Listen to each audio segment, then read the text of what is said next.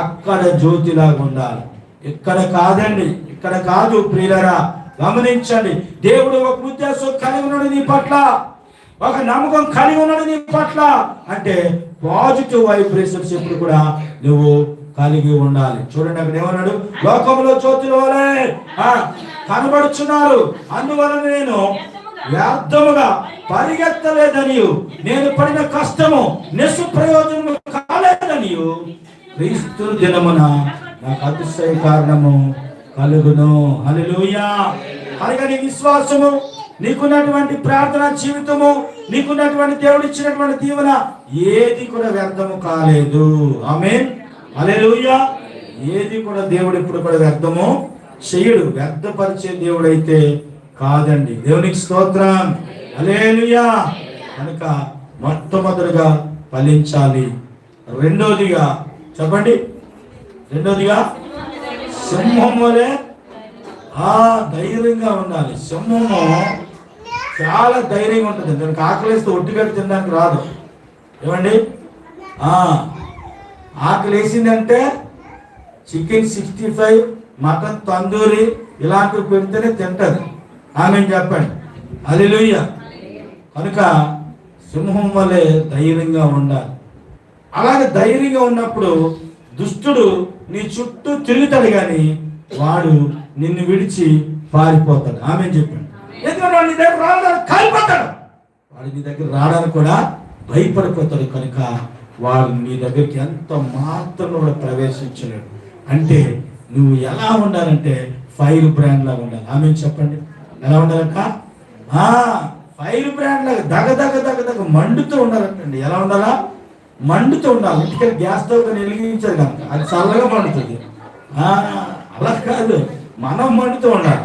మనం మండుతూ ఉన్నప్పుడు నెగిటివ్ అంతా కూడా కాలిపోద్ది. ఆమేన్. హల్లెలూయా. జ్యోతిలా వెలుగుతాం. హల్లెలూయా చెప్పండి. ఎక్కడ? కొండ మీద. ఎక్కడండి? కొండ విస్తరణ ఉండాలి. విస్తరణ చూసారా? యావదారు వృక్షం ఎంత విస్తరణలో పెరిగింది, ఎంత హైట్లో పెరిగింది ప్రియులారా. దాన్ని దేవుడు ఎలాగ ఆశీర్వదించాడు చూసారా? అలాంటి విస్తరణ అనేటువంటిది మన జీవితంలో మనము ఎప్పుడు కూడా ఉండాలి, ఫలించాలి, మందిరంలో ఫలించాలి. ఎక్కడ ఎదుగుతున్నామో అక్కడ కృతజ్ఞత కలిగి ఉండాలి. అలాగే చివరిగా ఒక మాట చెప్పి నేను ముగిస్తాను.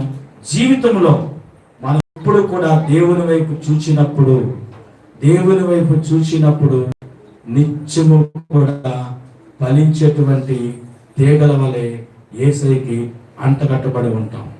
మనం అంటగట్టబడి ఉన్నప్పుడు, తండ్రి వ్యవసాయం చేసుకుని ఉన్నప్పుడు, ఆయన చేతిలో ఏ ఉన్నా కూడా మనల్ని యేసయ్యని వేరు చేయడు. నా కుమారుడికి ఈ లోకంలో ఉన్నటువంటి పిల్లలు అంటకట్టబడి ఉన్నారు కనుక ఈ ఏర్లు నాకు ఇష్టమైనవని వాటి పక్క నుంచే ఆయన వ్యవసాయం చేసుకుంటూ వెళ్ళిపోతాడు. హల్లెలూయా.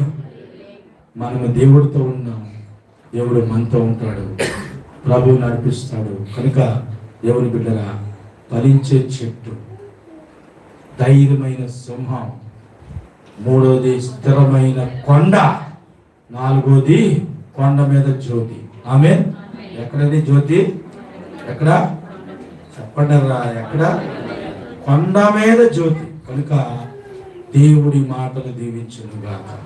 కళ్ళు మహాపరిశుద్ధుడా, మహిమోన్నతుడా నీకు స్తోత్రం. ప్రభువా, మమ్మల్ని ఫలించమని చెప్పు. ఈరోజు నాయన నీ మాటల్లో బట్టి వందనాలయ్యా.